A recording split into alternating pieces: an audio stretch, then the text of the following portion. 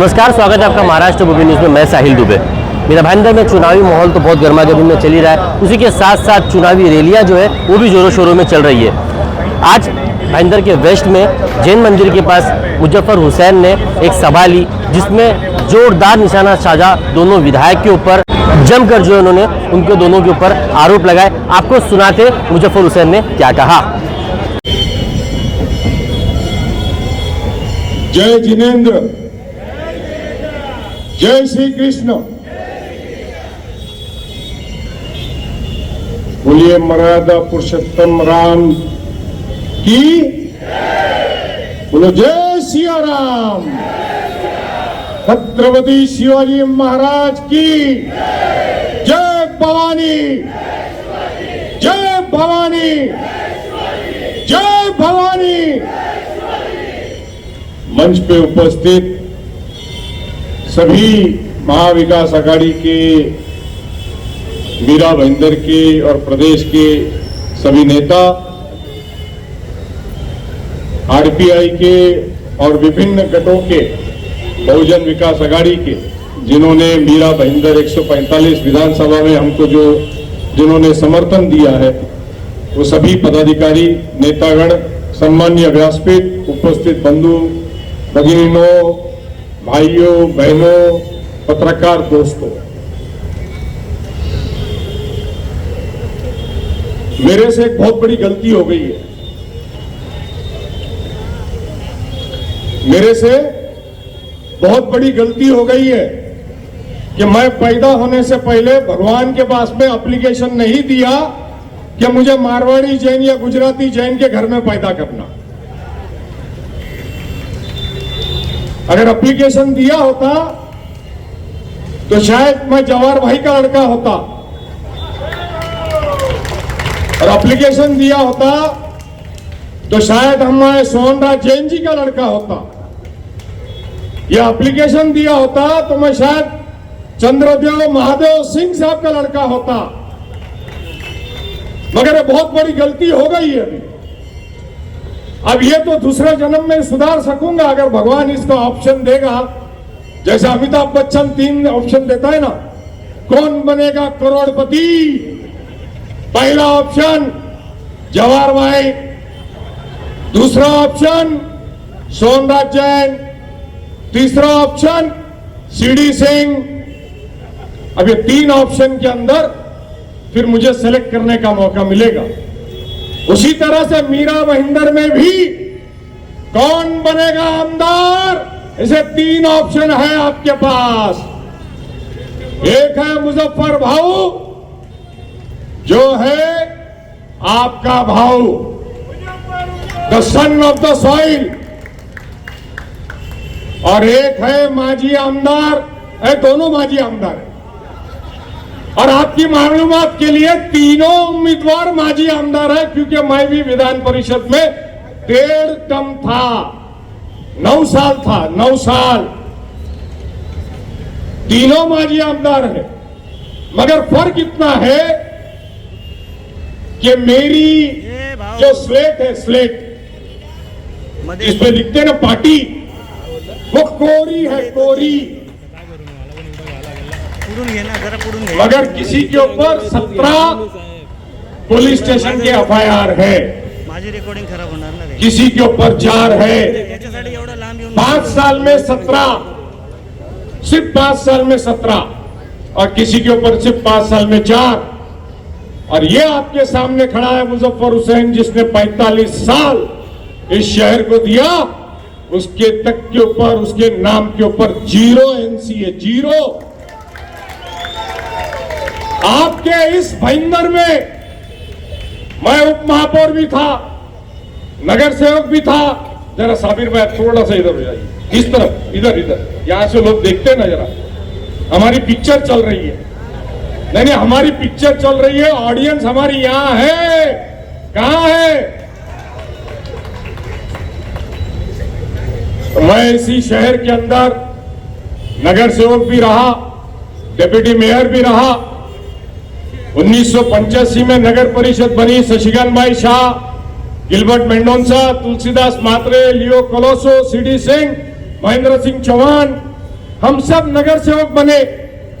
ये भाजी मार्केट के पास से जो रास्ता बना हुआ है ये उसी वक्त का बना है।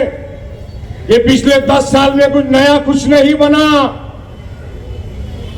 लोग कहते हैं कि मुजफ्फर हुसैन चुन के आएगा तो नया नगर से दाढ़ी वाले और टोपी वाले यहां आ जाएंगे। अरे मैं 65 साल से हमारा परिवार इस शहर में है, 65 साल से, और 40-45 साल से हम राजनीति में है। आपको दाढ़ी वाला टोपी वाले की बात करते हो? तुम्हारे को जमीन पे कब्जा करने के लिए मियां भाई मुसलमान चलता है तुम्हारे को? वो गुंडे बदमाश लड़के चलते हैं तुम्हारे को? लोगों को बहकाने का काम, जनता को मिसगाइड करने का काम। अरे हिम्मत है तो अपने काम पे वोट मांगो, जाति धर्म पे क्या मांगते हो? हमने इस मीरा भाईंदर में पॉलिटिक्स करी और कर रहे हैं और मरते दम तक करेंगे। तुम्हारे जैसा नहीं है कि 5 साल में शहर को लूट के खा लिया 5 साल में, और दूसरे 5 साल में जो दूसरी आमदार बनी उसने तो कहर मचा दिया। आज तुम दोनों की लड़ाई काय के लिए है? आज तुम दोनों लड़ रहे हो सत्ते से पैसा, उस पैसे से बिल्डिंग के कारोबार। जवाहर भाई, आपने बोला रीडेवलपमेंट का काम, ये भाईंदर वेस्ट में आपकी सारी सोसाइटी में सिर्फ ये दोनों की कंपनी रीडेवलपमेंट का प्रपोजल भेजती, सिर्फ ये दोनों की। इनकी लड़ाई काय के लिए है? जनता के लिए नहीं है, खुद के स्वार्थ के लिए है, खुद के स्वार्थ के लिए। और हमारी लड़ाई काय के लिए है? हमारी लड़ाई इस शहर को बचाने के लिए है। हमने इस मीरा भाईंदर शहर को बनाया है, बसाया है। इस शहर का हर नागरिक, हर धर्म का, हर भाषा का, हर प्रांत का आदमी वो मेरा भाई है।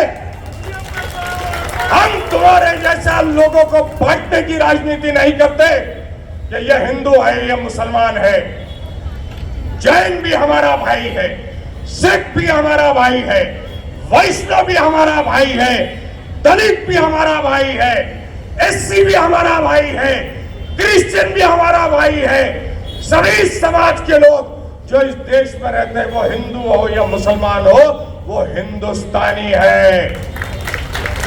और यह अधिकार डॉक्टर बाबा साहब अंबेडकर ने दिया है, इस देश की कॉन्स्टिट्यूशन ने दिया है, इस देश की घटना ने दिया है। और अगर आप इस देश की घटना को नहीं मानते हो, कॉन्स्टिट्यूशन को अगर नहीं मानते हो, तो आपको इस घटना ने दिए हुए, कॉन्स्टिट्यूशन ने दिए हुए चुनाव लड़ने का अधिकार भी नहीं इस्तेमाल करना चाहिए। आपको लोक प्रतिनिधि भी नहीं बनना चाहिए, क्योंकि अगर आप घटना को नहीं मानते हो, अगर आप कॉन्स्टिट्यूशन को नहीं मानते हो, इसका मतलब आप इस देश की न्यायपालिका को भी नहीं मानते हो। इसका मतलब आप इस देश की जनता की जो आवाज है उसको भी नहीं मानते हो। तो फिर आप मानते क्या हो? तो फिर आप चुनाव लड़ते क्यों हो?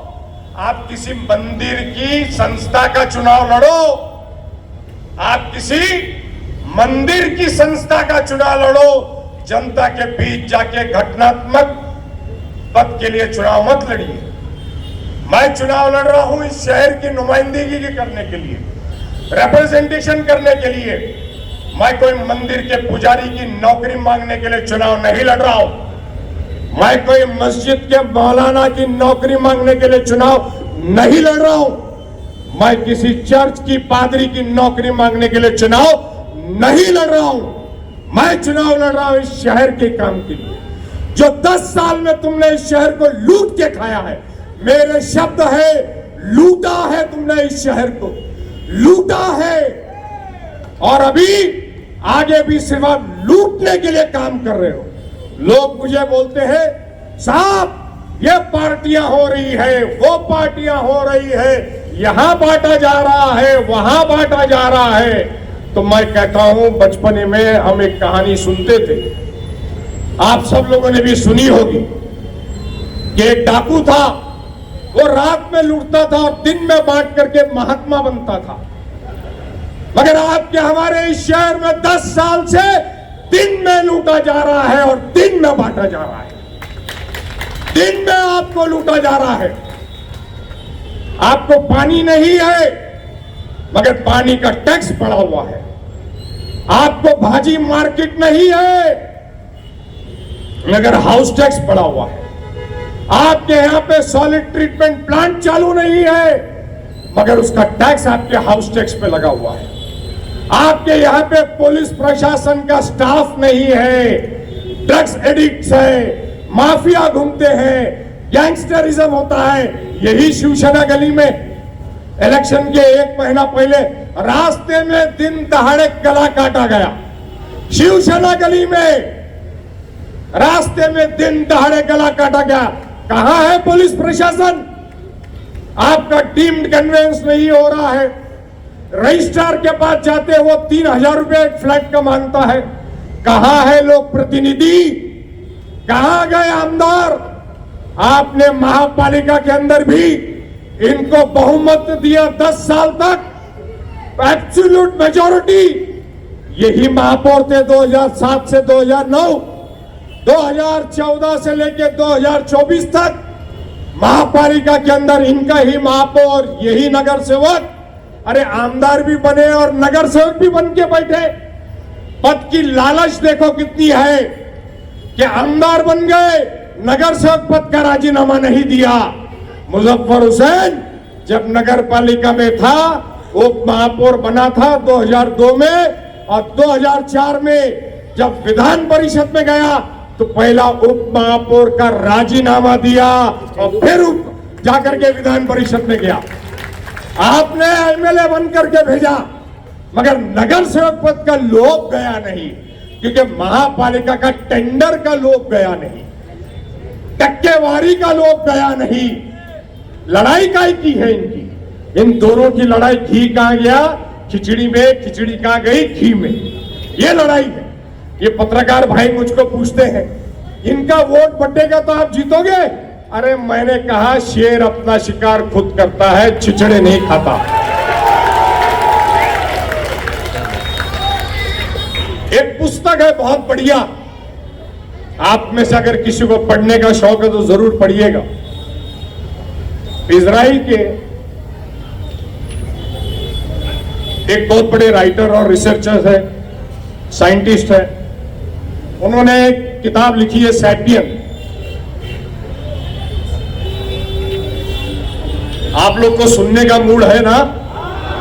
ये भाई लोग जो बाहर खड़े वहां, वो उधर फुटपाथ पे खड़े हैं, आप लोग को सुनने का मूड है ना? एक बहुत बढ़िया किताब है सैपियन। साइंटिफिक रिसर्च है कि पृथ्वी कब बनी, साइंटिफिक रिसर्च है, क्योंकि धार्मिकता के आधार पे तो पृथ्वी अलग अलग समय पे बनी है, अलग अलग देवी देवताओं ने बनाई है, ब्रह्मदेव ने बनाई है। यह साइंटिफिक रिसर्च है। वो बताता है कि 15 लाख साल पहले पृथ्वी बनी। आप गूगल करके देख लीजिएगा, अमेज़न से, फ्लिपकार्ट से आप किताब मंगा सकते हैं, 950 पेज की किताब है। और उसमें दिया है कि 4.5 लाख साल पहले जानवर, जानवर से इंसान, जो हम लोग की जो मिथ होती है वो सुनते आए हैं कि पहला इंसान बंदर था, चिंपैंजी था, बाद में इंसान बना। तो खैर 4.5 लाख साल पहले गाय, कुत्ता, सारे जानवर, फूल, पौधे, दरख्त, ये सब बना और इंसान जानवर से इंसान बना। आपके हमारे शहर में जीते जाते इंसानों को जानवर बनने का शौक है। कोई शेर बन रहा है, कोई शेरनी बन रही है। मतलब दुनिया आगे जा रही है, साइंस आगे जा रहा है, जानवर से आदमी इंसान बना है और आज के जमाने में किसी को इंसान से जानवर बनना है। जैनिज्म की बात करते हैं, 52 जिनालय यहाँ पर है, मंदिर है, भगवान विराजमान है। जैनिज्म की बात करते, अहिंसा परम धर्म की बात करते हैं, और जानवर खुद को बोल करके हिंसा की बात करते हो। जानवर खुद को बता करके हिंसा की बात करते हो। जैनिज्म की बात करते हो कि हम जैन हैं इसके लिए हमको वोट दो, तो फिर महाराज साहब जो व्याख्यान देते हैं कि सट्टा बाजारी मत करो, बंद कर दो, जुआ मत खेलो, बंद कर दो, गलत धंधा मत करो, बंद कर दो, रेस्टोरेंट में शराब मत बेचो, बंद कर दो, 5 स्टार होटल मत बनाओ, क्लब मत बनाओ, बंद कर दो। मैं तो डंके की चोट पे बोलता हूं कि मेरे धर्म के अंदर शराब पीना मना है, बियर बार खोलना मना है, शराब की इनकम से जीवन बसर करना मना है। हमने अपनी जिंदगी में नहीं बनाया रेस्टोरेंट, तुम भी बंद करो। रेस्टोरेंट है, 5 स्टार होटल है, आमा बोलशो आवતું ધંધું છે આપણું યાર, આ ધંધું કેવી રીતે બંધ કરવાનું? गंदा है पर धंधा है, गंदा है पर धंधा है, वो चलेगा। तो जनता को क्यों बेवकूफ बनाते हो? धर्म को धर्म की जगह रखो। मैं बोलता हमेशा मेरा कर्म ही मेरा धर्म है क्या तुम्हारा कर्म? है क्या तुम्हारा कर्म तुम्हारा धर्म?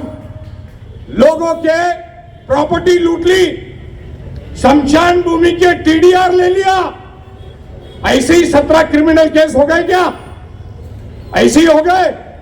और एक दूसरी शेरनी बने घूमती है, पार्टी ने टिकट ही नहीं दिया। सोचो कितना भ्रष्टाचार का मामला होगा। 22%, 23%, 25%। अभी 2 महीने से मैं सुन रहा हूं कि इनको 22% का शौक है, 23%, 25%। लोगों को क्या क्या आश्वासन दिए,